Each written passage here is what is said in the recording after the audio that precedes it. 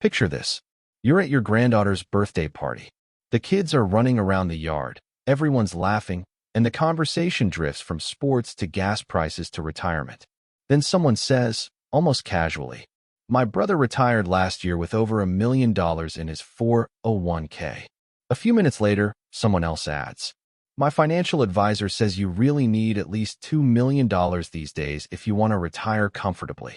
The conversation moves on, but yours doesn't. On the drive home, you can't stop thinking about those two comments. You start wondering, am I behind? Did I wait too long? Have I already made too many mistakes? If you've ever had those thoughts, I want you to know something before we go any further. Today's video isn't about teaching you how to become rich. It's about replacing one of the biggest retirement myths with something far more valuable: clarity. Because most Americans over 55 aren't struggling because they save too little. They're struggling because they're comparing themselves to stories that were never normal in the first place. And once you see the real numbers, not internet opinions, not sensational headlines, but actual data, I think you'll look at your retirement very differently. Stay with me, because by the end of this video, you'll know where you really stand, why so many people feel behind even when they're not, and the one question that matters far more than whether you've reached $1 million. Let's be honest. Our brains have a funny way of deciding what's normal. Think about the stories you hear. Nobody brags about saving $200,000 over 30 years. Nobody makes headlines because they quietly paid off their mortgage and built a comfortable retirement. But someone who retires with $2 million? That's the story everyone talks about. It ends up on YouTube. It's shared on Facebook. It becomes the topic of conversation at family gatherings. After hearing enough of those stories, your brain quietly starts believing that's what everyone has. But it isn't. Psychologists call this the availability heuristic. It's the tendency to judge how common something is based on the examples we hear most often. That's why it feels like everyone is retiring with millions of dollars. Not because they are, but because those are the stories that get repeated. It's no different from social media. If all you ever see are vacation photos, you begin to think everyone is always on vacation. If all you hear are retirement success stories, you begin to think everyone has more money than you. Neither is reality. It's simply what gets attention. And that's where retirement anxiety often begins. Not with your bank account, with your perspective. Now here's something I wish more people talked about. Life doesn't happen in a straight line.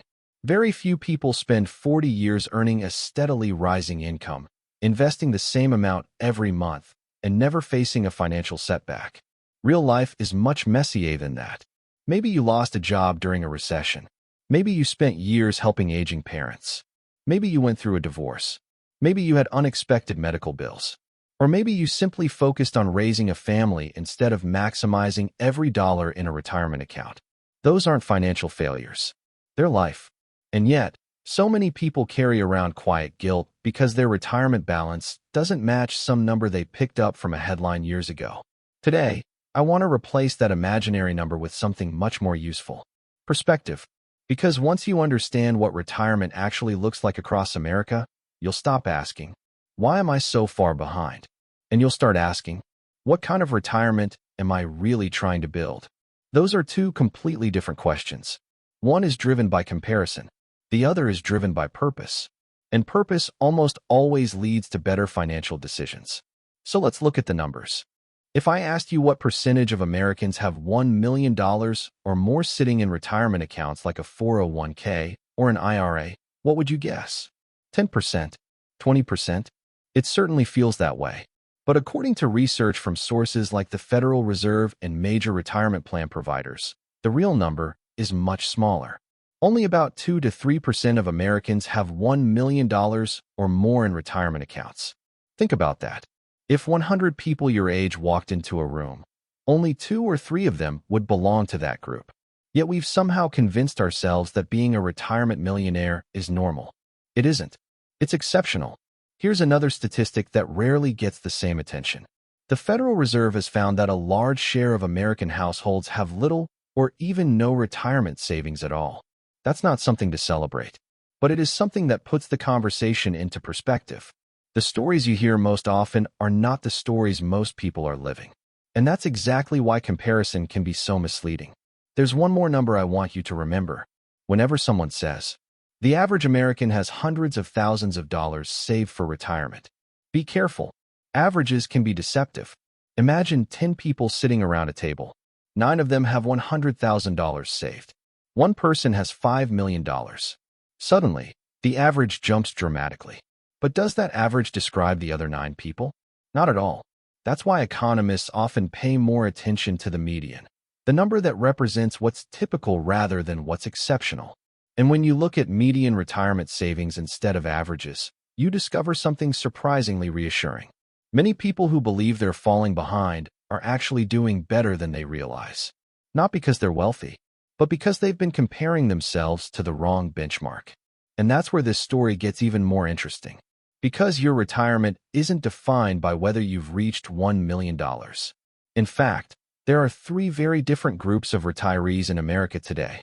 And once you figure out which one you belong to, you'll stop wondering how everyone else is doing and start focusing on what actually matters for your own future. At this point, you might be thinking, that's interesting, but what does it actually mean for me? That's the question that really matters. Because retirement isn't about national averages. It's about your life. Over the years, I've noticed that most people approaching retirement fall into one of 3 groups. These aren't official financial categories. They're simply different stages people find themselves in after decades of working, paying bills, raising families, and doing their best with the hand life dealt them. As I describe them, don't think of this as a test. There's no good group or bad group. The goal isn't to judge yourself.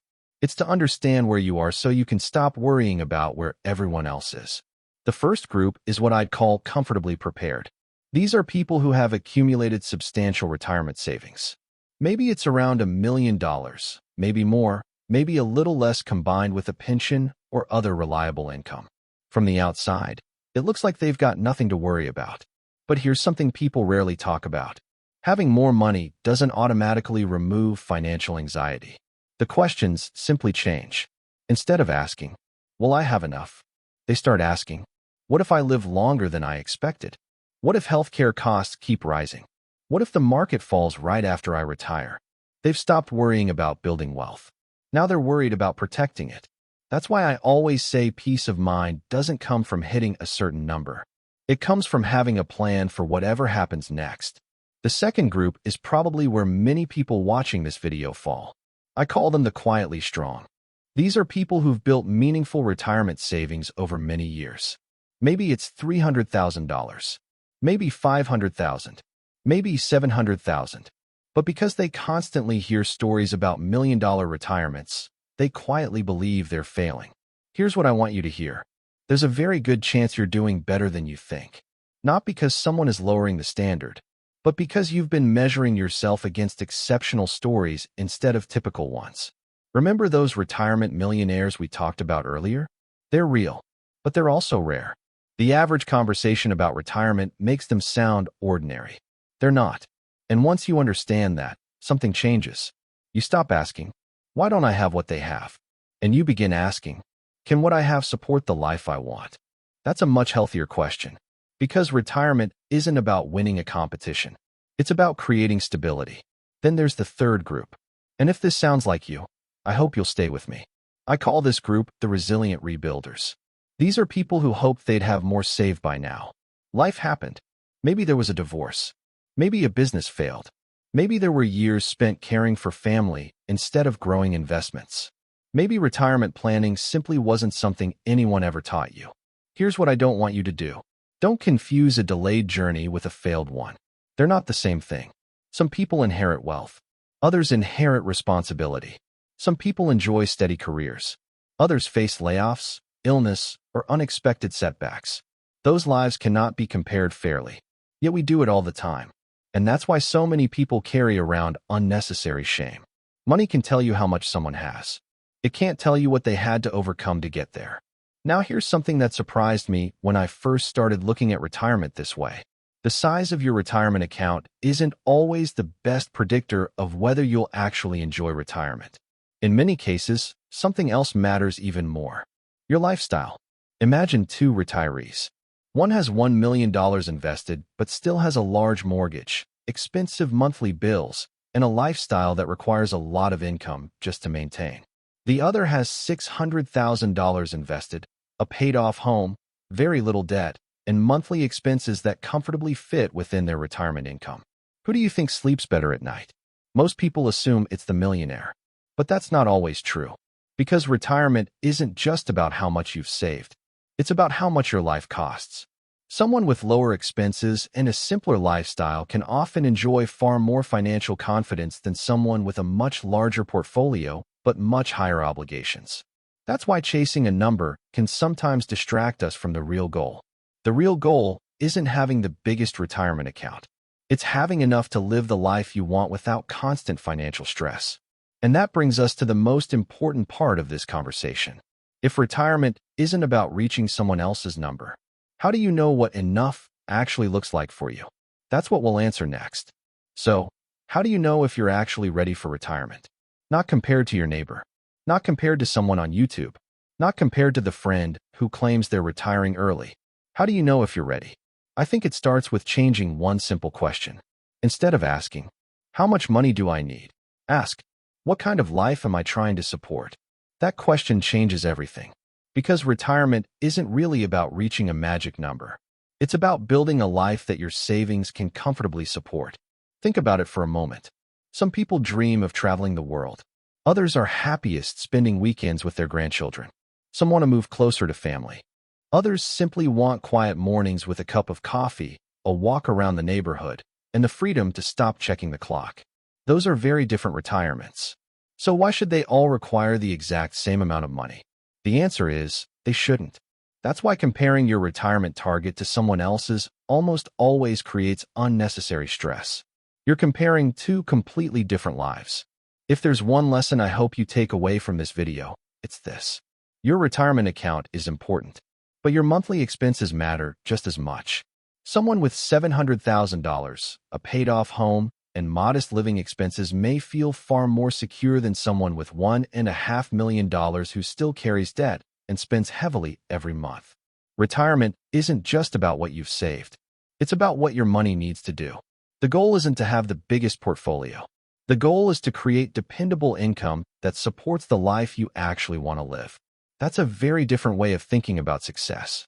So before this video ends, I want to leave you with 3 simple questions.